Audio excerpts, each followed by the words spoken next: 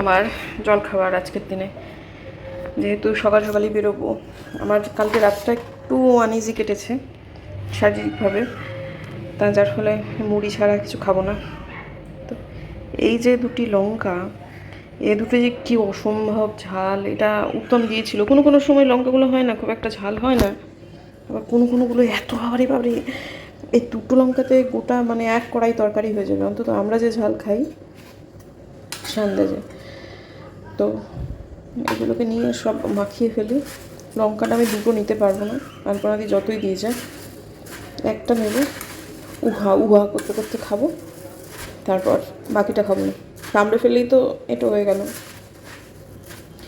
এখানটায় রয়েছে বাদাম, প্রায় শেষের পথে, কিন্তু আমার মতো হয়ে যাবে। ছোটোটাই নিলাম, বড়টা রেখে দিলাম। আলপনা দিয়ে এই লঙ্কা বিচান তৈরি করো, এত অসম্ভব ঝাল।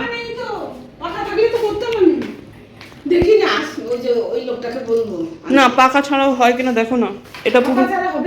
আরে একটা লঙ্কা, আরে শোনো না, পুরুষ্টু হয়ে গেছে মোটের ওপর। এটা দেখো না, ছড়িয়ে দিয়ে দেখো না, এটাই ছড়াও। এখন ঝাল আমি মরার জন্য খাবো একটা। হ্যাঁ দাও দাও দাও, ফেরত দাও ফেরত দাও। রাখো।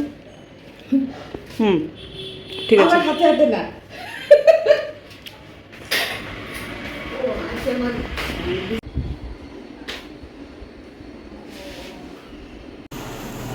আকাশ আজকে খুব সুন্দর হয়ে রয়েছে, আবহাওয়াও মনোরম। তবে হ্যাঁ, একটা গুমসানি গরম যেটাকে বলে সেটা তো রয়েছে। তো আমার যেহেতু মানে ফার্স্ট হাফে রেকর্ডিং, আমি ওপরের পুজোটা করে যাচ্ছি, কিন্তু নিচের পুজোটা আমি এসে করবো সেরকমই ভেবেছি। তো এখন এখান থেকে আমাদের বাড়ি থেকে যদিও রেডিও স্টেশন অনেকটাই দূরে, কিন্তু এখন নাম্বার প্লেটওয়ালা টোটোতে যদি আমি বুকিং করে নিই, তাহলে হায়দ্রাপাড়া হয়ে পেছন দিয়ে ওরা সুন্দর নিয়ে যেতে পারে। তা সেরকমই একটা ভাবছি, কাউকে একটা বুক করে তারপর চলে যাব। শ্রীমায়ের কাছে আশীর্বাদ নিয়ে চলছি। শুধু শ্রীমায়ের কথা না, নিজের গর্ভধারিণী মা যিনি দিনহাটায় বসে আছেন তাকেও ফোন করলাম, তার কথা খুবই মনে পড়ছে। আর আমার এই বাবা, আমার গানের পেছনে সব থেকে বেশি উৎসাহ যার ছিল সে আমার মা বাবা। বাবাও উফ, রাজবংশী ভাষাটা যে বাবা এত ভালো বলতে পারতেন কি বলবো। যেতে যেতে বরং কয়েকটা কথা আপনাদেরকে বলি। তার আগে আর একটা কথা বলি, আজকে আমি তেমন কিছু ঈশ্বরকে বলিনি, শুধু বলেছিলাম ঠাকুর যেন ঠিকঠাকভাবে পৌঁছে যেতে পারি। আমার হনুমানজি না কেমন করে যেন সব কিছু শুনতে পেয়ে যান। বন্ধু, বিশ্বাসে মেলায় বস্তু তর্কে বহুদূর। আমরা যখন এখানে বেরোচ্ছি তখন বাইরে র্যাপিডো লেখা একটা টোটো বসে আছে। আমাদের বাড়ি থেকে রেডিও স্টেশনের দূরত্ব বেশ অনেকটাই। আমি ঠিক করে রেখেছিলাম যে একটা টোটো রিজার্ভ করে নিয়ে যাব। আমার ফোনে র্যাপিডোটা করা নেই, আমি কিন্তু এই ছেলেটাকে বুক করিনি। তো আমি জানি হাঁটতে হাঁটতে আমাকে আয়ুর্বেদ ভবন নাহলে হাতিমোড় অবধি যেতে হবে। সেইখান থেকে আমি একটা টোটো রিজার্ভ করব। সে আমার 150 টাকা নিচে নেবে না। যাওয়ার সময় খুব অসুবিধে হয় বন্ধু, যেতে চায় না লোকে। ফেরারটা সহজ, ওখান থেকেই পাওয়া যায়। কিন্তু বেরিয়েই দেখছি লোকটা বসে আছে। বসে থেকে আমি বললাম, দাদা যাবেন? বলো, কোথায় যাবেন দিদি? তখন আমি বললাম রেডিও স্টেশন। বললাম চলুন। তারপরে দেখছি মাথার উপর বসে আছেন হচ্ছে নিনি। এই যে একটু বাদেই আপনারা দেখতে পাবেন, আমি জুম করে দেখাবো আপনাদেরকে। তো আমি বলে বেরিয়েছিলাম যেন ঠিকঠাক পৌঁছে যাই। আর নেবেন কত জানেন? ঠিক 100 টাকা, যেটা অবিশ্বাস্য। আর টোটোর অবস্থান বুঝতে পারছেন তো, মানে টোটোটা কীরকম, মানে এত সুন্দর, এত স্মুথ। রাস্তা তো খুঁড়ে খুঁড়ে মানে বাজে করে রেখেছে, কিন্তু এতটুকু জার্কিংও অনুভব করলাম না। এবং ঠিক 7:30 মিনিটে বাড়ি থেকে বেরিয়ে, ট্রাফিক পড়েছিল 2 জায়গায়, কিন্তু তা সত্ত্বেও আমি পৌঁছে গেলাম আমার গন্তব্যস্থলে। ইতিমধ্যে বেরোনোর পরপরই গিরি বৃষ্টি শুরু হলো। আমি এতটুকু ভিজলাম না, আমাকে 2 পা হাঁটতে হলো না, আমি বুকিং করিনি, কিন্তু তাও এই ভদ্রলোক বসেছিলেন। আমি এটাকে ঈশ্বরের দান ছাড়া আর কিছু ভাবতে পারছি না। সত্যি সত্যি আবারও বলছি, বিশ্বাসে মেলায় বস্তু তর্কে বহু দূর। ফেরার সময়ও কিন্তু টোটোটা একেবারে সামনে থেকে পেয়ে গিয়েছিলাম। এবং সে ফেরার সময় সাধারণত টাকাটা কম লাগে, কিন্তু সে নিয়েছিল 120 টাকা। অথচ যাওয়ার দিন, এই যে দেখুন আমি টোটোটাকে ভালো করে দেখাচ্ছি, র্যাপিডো টোটো যেরকম হয়ে থাকে, আবারও বলছি আমি কিন্তু র্যাপিডো বুক করিনি। তো যেটা বলছিলাম যে পুরোনো দিনের জায়গায় ফেরত যেতে ইচ্ছে করছে। যখন ছোট ছিলাম তখন আমার এই রেকর্ডিংয়ের আশাটা মানে সে এক ছিল হচ্ছে উৎসবের মতো। কিন্তু বিয়ের পর আমি বিহাইটা করি। আমি যতদিন বি গ্রেড আর্টিস্ট ছিলাম আমার ততদিন ছিল হচ্ছে পাঁচটা গান গাইতে হতো।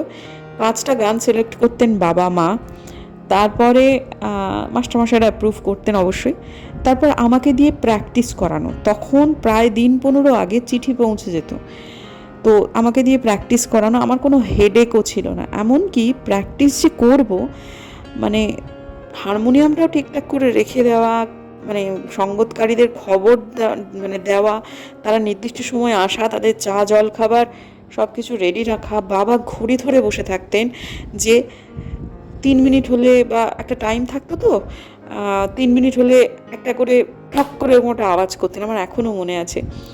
মানে ওদের ডেডিকেশনের জন্যই আমি যেটুকু হওয়ার সেটুকু হতে পেরেছি। শুধু যদি আমাকে একা ছেড়ে দেওয়া হতো আমি এত কিছুই হতে পারতাম না। তারপরে মা বাবার ছুটি নেওয়া হতো, বাবা মা দুজনেই আসতেন না, কারণ আমার দিদিও তো ছিল, দিদিরও স্কুল টুলগুলো থাকতো। একজন থাকতেন বাড়িতে আর একজন আমাকে নিয়ে আসতেন হচ্ছে শিলিগুড়িতে। যেদিনকে ধরুন এখন এই যে বেরিয়ে গেলাম আর কিছুক্ষণের মধ্যে বাড়ি ঢুকে যাব, সেটা ছিল গোটা 3 দিনের একটা ব্যাপার। বাবাই আসতেন সচরাচর। যেদিনকে প্রোগ্রাম তার আগের দিনে থেকে বাবা আর কি ছুটি থাকতো, সেদিন আমরা আসতাম শিলিগুড়িতে কোথাও একটা থেকে, রেকর্ডিংয়ের দিন রেকর্ডিং করে তার পরের দিন ফেরত যেতাম দিনহাটায়।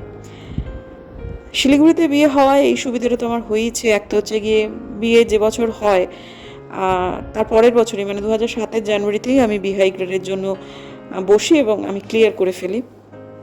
আমার অ্যাপ্লিকেশনটা বিয়ের আগেই হয়ে গিয়েছিল, অর্থাৎ আমি বিহাইয়ের জন্য অ্যাপ্লিকেশনটা।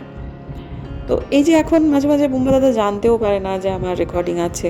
হ্যাঁ, এখন তো টাকা পয়সা কত বাড়িয়েছে, মানে আমার তখন কোনো চিন্তাই ছিল না।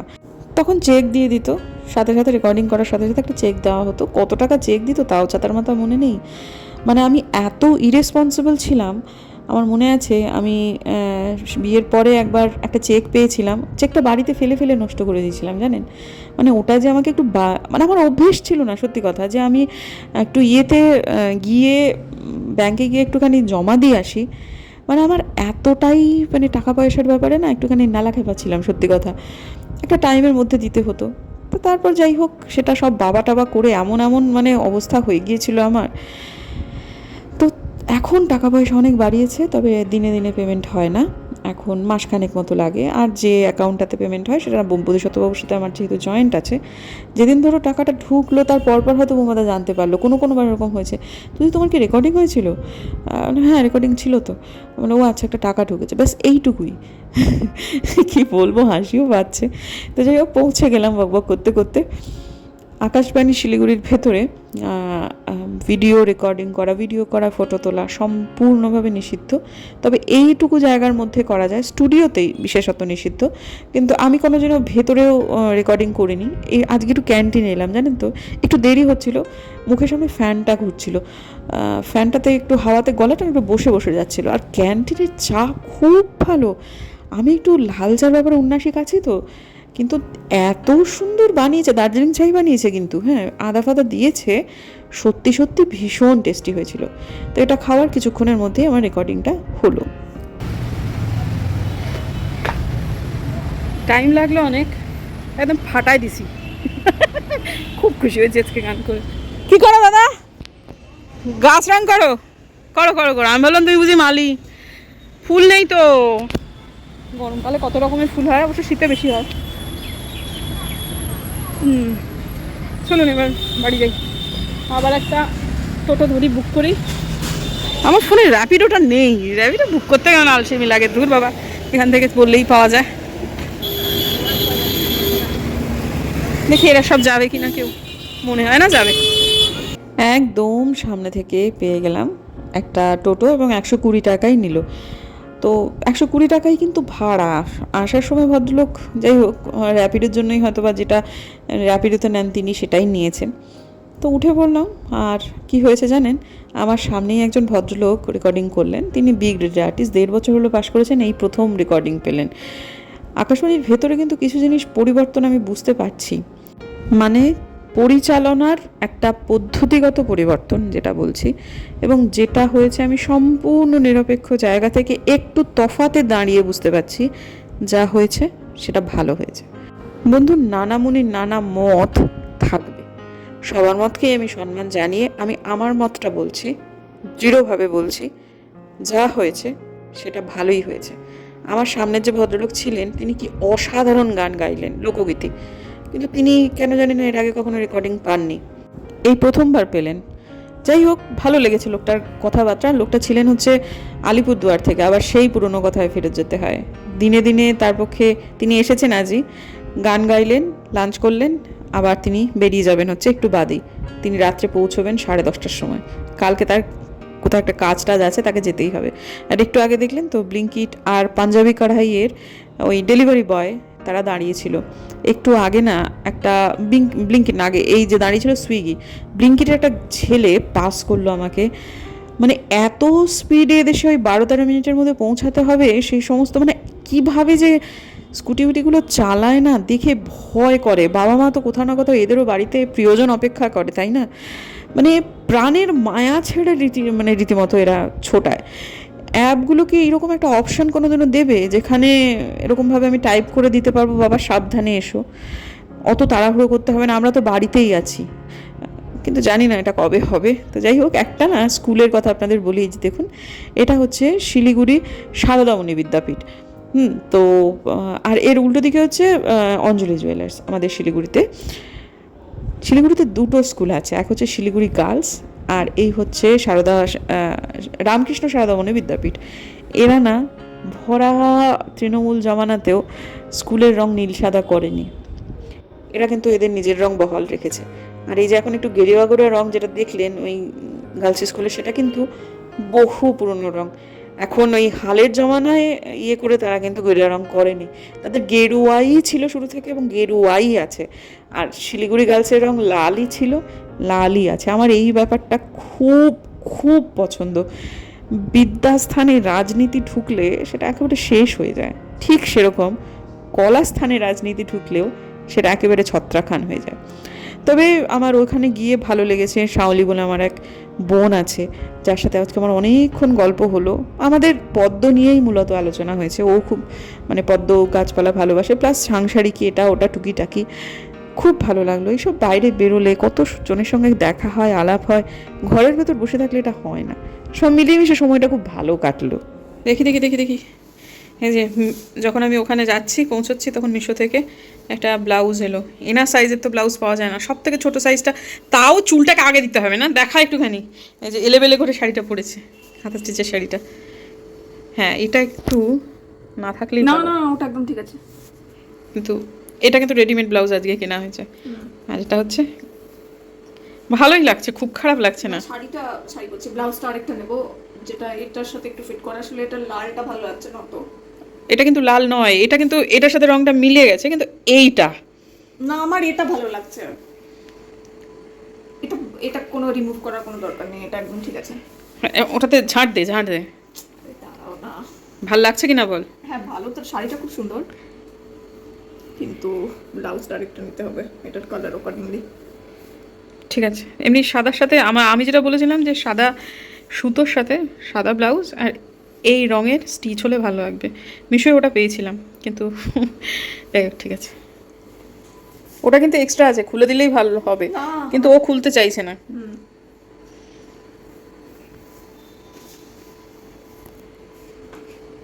ইস, কি অবস্থা করলো শাড়িটা। শুভ বিকেল বন্ধুরা, আমাদের বেলা একটু হলেও ছোট হয়েছে। এখন বাজে 6:45, আকাশ অন্ধকার হয়ে এসেছে প্রায়। শীতকালে তো চিন্তাই করা যাবে না, এই সময়টায় রীতিমতো ওপর থেকে আলো চালাতে হবে। গরমকালে মোটামুটি এখন আলোটা কমতে শুরু করেছে। আমরা যখন পুটিমারিতে থাকতাম না, জানেন তো বন্ধু, তখন অনেক মানুষ আছেন 7টার সময় ঘুমোতে যেতেন।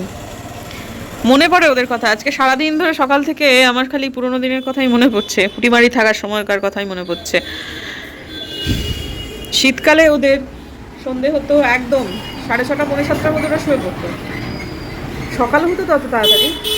আর গরমকালে খুব দেরি হলে 8টা, যেদিন 8টা হয়ে যেত সেদিন ওদের কাছে একটা বিশাল বড় অপরাধ কিছু একটা হয়ে গেছে। তখনকার লোকের কুপি ছিল তো, কুপি জ্বালাতে তেল লাগতো, লণ্ঠন অধিকাংশ মানুষের বাড়িতেই থাকতো না, মানে সাংসারিক কাজকর্মে যাতে কোনো রকম অসুবিধে না হয় সেই জন্য। আবার এদিকে চোর ছাঁচড় ছিল সাংঘাতিক পরিমাণ, যার ফলে এঁটো বাসনপত্র রাত্রে রাত্রে যদি মেজে না রাখতো, এঁটো জিনিসপত্র আবার ঘরে তোলার মানে অনেক সময়ই আমরা যে জায়গাটায় ছিলাম তাদের কাছে এঁটো জিনিস তারা রাত্রেবেলায় না মেজে, মানে তাওয়া না মেজে ঘরে তুলে রাখবে, এটা হতো না। তছলা বলতো, বাসনকে রাজবংশী ভাষায় তছলা বলতো, সেটা ওদের মানে খুব অলক্ষীর ব্যাপার ছিল আর কি। সেই জন্য তছলা মেজে খাওয়া দাওয়া রাত্রেবেলা সম্পূর্ণ শেষ করে রান্নাঘর গুটিয়ে তছলাগুলোকে সমস্ত রান্নাঘরে রেখে মানে হুড়কো তুলে দিতে হতো, দিলে তারপর তালা দিয়ে তারপর তারা ঘুমোতে যেত, যার ফলে এই সময়টাতে ওদের ডিনার প্রায় শেষের পথে।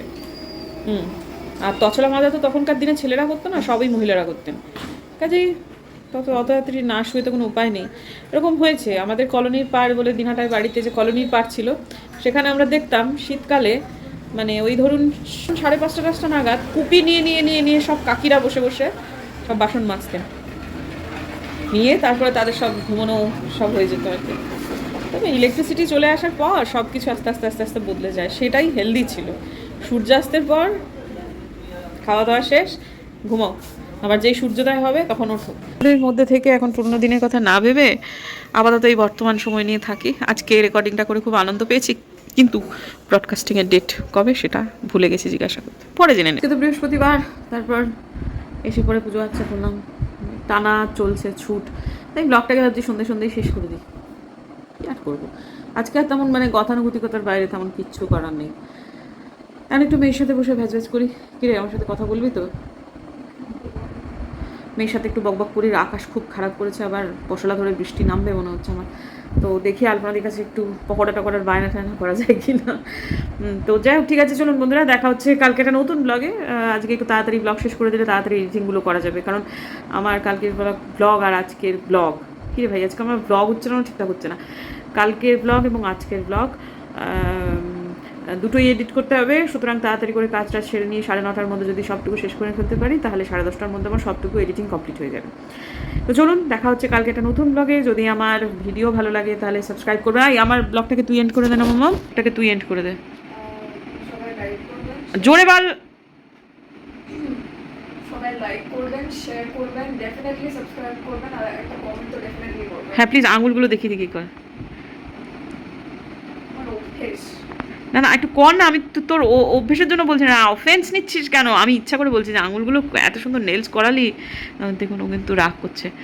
হ্যাঁ ওই তো, আচ্ছা হ্যাঁ ঠিক আছে, তোর যেমন ইচ্ছা তেমনই বল। হ্যাঁ, বলে দিলাম, লাইক করবেন, শেয়ার করবেন, সাবস্ক্রাইব করবেন, কমেন্ট করবেন। হ্যাঁ, বাবা ডেকে পাঠিয়েছে তার লাইক করবেন, শেয়ার করবেন, কমেন্ট করবেন। তো বোর কী বা হলো, খবর কিছু হলো কিনা আগে জানো। চলুন, দেখা হচ্ছে কালকে একটা নতুন ব্লগে। যদি আমার ভিডিও ভালো লাগে সাবস্ক্রাইব করবেন, পাশে নোটিফিকেশন বেলটাকে অন করবেন, যাতে ভিডিও দিলেই নোটিফিকেশন চলে যায় আপনাদের কাছে। দেখা হচ্ছে আগামীকাল, ততক্ষণের জন্য খবর হয়ে গেছে বন্ধুরা, খবর হয়ে গেছে। সিইউটি যেটা আমরা চাইছিলাম 1 নম্বর ইউনিভার্সিটি আমাদের ছিল, যাতে হয়ে গেছে, বললে